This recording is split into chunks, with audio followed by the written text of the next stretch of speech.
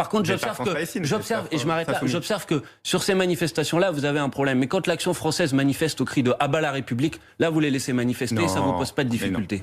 Amandine.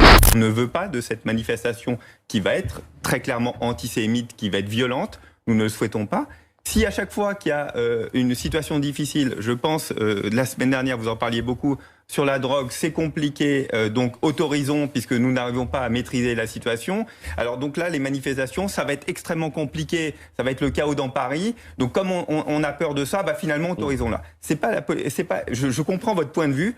Nous sommes aux responsabilités, nous assumons nos responsabilités, nous ne voulons pas d'une manifestation avec des cris, des hurlements, des comportements antisémites. Je rappelle qu'en France, l'antisémitisme est un délit. Mais vous ne pouvez pas décider, même s'il y en a plus que 3-4, que parce qu'il y a des gens qui vont essayer d'infiltrer cette manifestation pour tenir ce type de propos, vous empêchez à l'ensemble de la population française d'exprimer son émotion et sa solidarité face à ce qui se passe aujourd'hui en Palestine. Vous ne pouvez pas considérer ça, parce que sinon, vous allez avoir un grave problème. Si à chaque fois qu'il y a une manifestation, parce qu'il y a des individus qui viennent pour en détourner l'objet, vous décidez de l'interdire, mais on va pouvoir manifester sur la Et vous avez de la solidarité aussi des familles israéliennes qui sont bombardées à l'heure actuelle. Est-ce que vous avez de la solidarité? Mais bien sûr, monsieur, quand on est pour la paix, sauf que depuis le début de cet entretien, monsieur, moi je crois que j'ai eu un discours équilibré, et vous, je vous ai pas entendu exprimer une partie d'émotion. Clairement ce que vous dites. Je vous ai pas entendu parler comme par hasard, c'est ce samedi-là que vous voulez manifester, ce samedi-là. Monsieur, je vous ai pas entendu parler une seule fois dire franchement que vous condamnez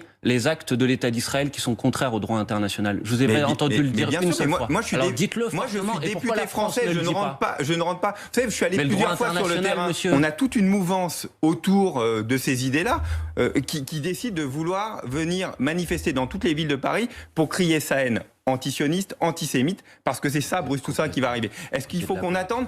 Vous savez quoi?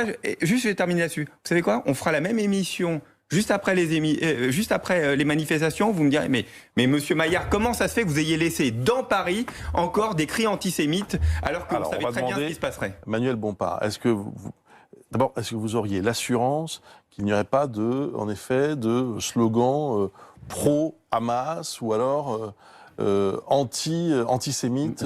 Moi, je suis pas l'organisateur de ces manifestations. Ce que je peux vous dire, c'est vrai que ça a eu lieu. Ça a eu lieu et ça a suscité une très vive émotion. Et si des personnes se livrent à des propos antisémites, que ce soit dans la rue ou sur les réseaux sociaux, je souhaite qu'ils soient poursuivis pour cela. Parce que je fais une distinction extrêmement claire entre le fait de pouvoir exprimer son émotion, son attachement à la paix, sa solidarité avec un peuple qui est aujourd'hui dans une situation déplorable. Je voudrais quand même vous dire, monsieur, qu'on parle de familles qui, à Jérusalem-Est, aujourd'hui, en violation totale du droit international, se voient délogées de chez eux. C'est une violation de toutes les règles internationales, de toutes les résolutions de l'ONU. On parle de gens qui, aujourd'hui, sont dans un blocus dans la bande de Gaza, dans une situation dans laquelle 97% de l'eau sur la bande de Gaza n'est pas potable, avec 60% des gens qui n'ont pas de quoi se nourrir à leur faim. C'est de ça dont on parle, parce qu'ils subissent un blocus de la part de l'État d'Israël qui est contraire à la réglementation internationale. Ça, c'est la réalité des faits aujourd'hui, monsieur. Donc si des gens veulent pouvoir manifester pour exprimer leur attachement à la paix, leur solidarité, pas du tout leur soutien à qui que ce soit.